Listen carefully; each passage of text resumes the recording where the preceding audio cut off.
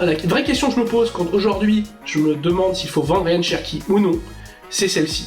Est-ce que Ryan Cherki sera le joueur qui peut ramener les titres à l'OL? Pour moi, la réponse est non.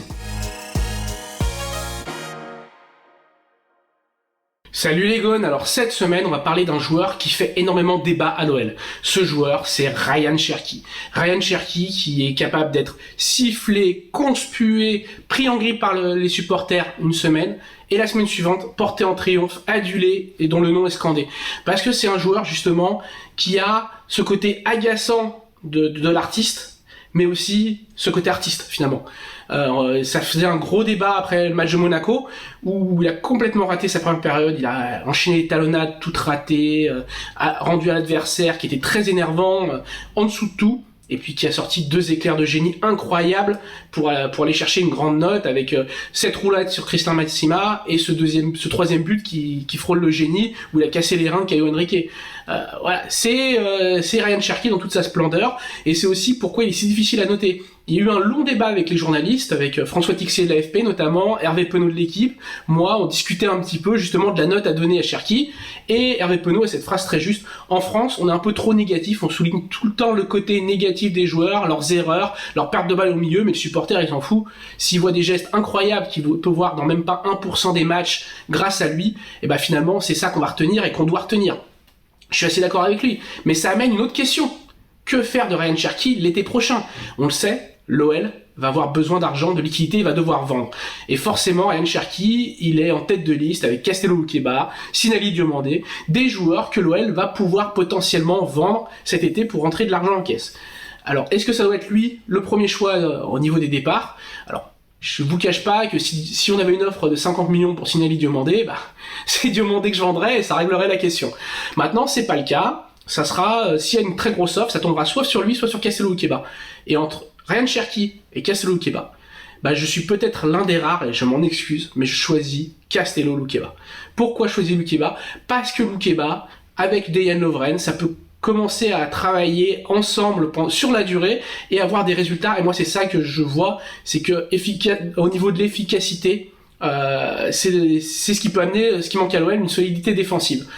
Et puis donc, je pense aussi que la vente dans le futur d'un Castello Luqueba peut être encore plus importante que si on le vend aujourd'hui. On le voit avec la flambée des défenseurs centraux, des jeunes défenseurs centraux, qu'on voit un Wesley Fofana être transféré par la SSE à Leicester pour 35 et partir pour 100 millions derrière parce qu'il a brillé en première ligue. Castello Luqueba, on n'est pas à l'abri qu'il y ait une offre de 50 cet été et de 70 dans un an. Donc attendons un peu pour Castello. Par contre, il faut réfléchir sérieusement à vendre Ryan Cherki maintenant, en sachant que Ryan Cherki est sous contrat jusqu'en 2025 et que sa cote ne sera pas forcément plus haute dans le futur, surtout s'il ne prolonge pas. Moi, la vraie question que je me pose quand aujourd'hui je me demande s'il faut vendre Ryan Cherki ou non, c'est celle-ci. Est-ce que Ryan Cherki sera le joueur qui peut ramener les titres à l'OL? Pour moi, la réponse est non. Par le passé, je l'aurais pensé. Quand je l'ai vu débuter dans un match face aux Servettes de Genève en amical à Bourgoin-Jallieu, je m'étais dit, vu l'efficacité des gestes et ce pourquoi il était destiné, donc toujours dans le sens du jeu, je m'étais dit qu'il pourrait être un peu comme l'a été Eden Hazard jeune au LOSC, c'est-à-dire ce joueur qui va porter l'équipe et l'amener vers un titre. Aujourd'hui, ce que je me dis, Ryan Cherki, c'est un très bon joueur, un excellent joueur. C'est un joueur qui donne envie qu'on paye sa place pour aller au stade, pour voir ses gestes, pour voir un éclair de génie, pour prendre du plaisir, mais un plaisir éphémère. C'est pas quelqu'un qui, sur la durée, me semble en capacité d'amener Lyon vers les sommets. Et je pense d'ailleurs que s'il part, ça ouvrira la porte à Mohamed El Arouche, qui est peut-être plus polyvalent, un peu moins talentueux techniquement, mais plus polyvalent. Et je me dis que c'est pas inintéressant. Voilà, tout simplement, je pense que c'est peut-être le moment de vendre Ryan Cherki en sachant que sa cote, par ses roulettes, par ses gestes extraordinaires, a bien augmenté. Alors, le vendre où? On parle beaucoup du PSG. Moi, le PSG, j'ai du mal à y croire. J'ai du mal à y croire pour plusieurs raisons.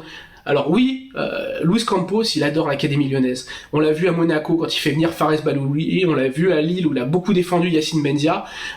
C'est quelqu'un qui aime les talents formés à l'OL et qui croit beaucoup à Ryan Cherki. Ça, j'ai pas de doute là-dessus. Maintenant, est-ce que Paris mettra très cher pour un joueur qui finalement ressemble beaucoup à Neymar sans l'efficacité? J'ai des doutes.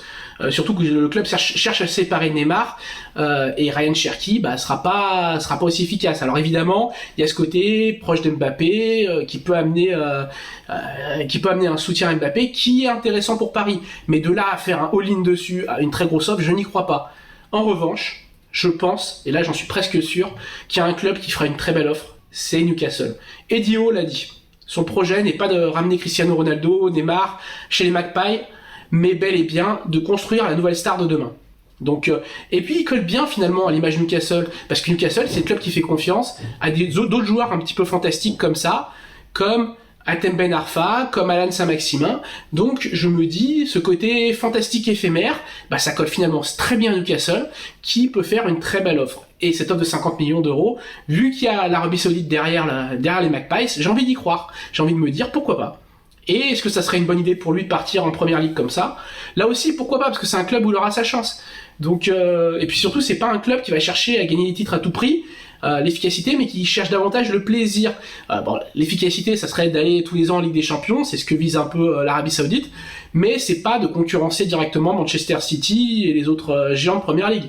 Non, leur but, c'est de créer un projet sur la durée, dans 10 ou 15 ans. Et Ryan Cherki peut représenter ça. Pourquoi pas? Et puis à côté de ça, si ça peut permettre à Lyon, en une seule vente, de régler ses soucis de trésorerie et de se préparer un bon mercato, allez, on y va quoi, on le vend.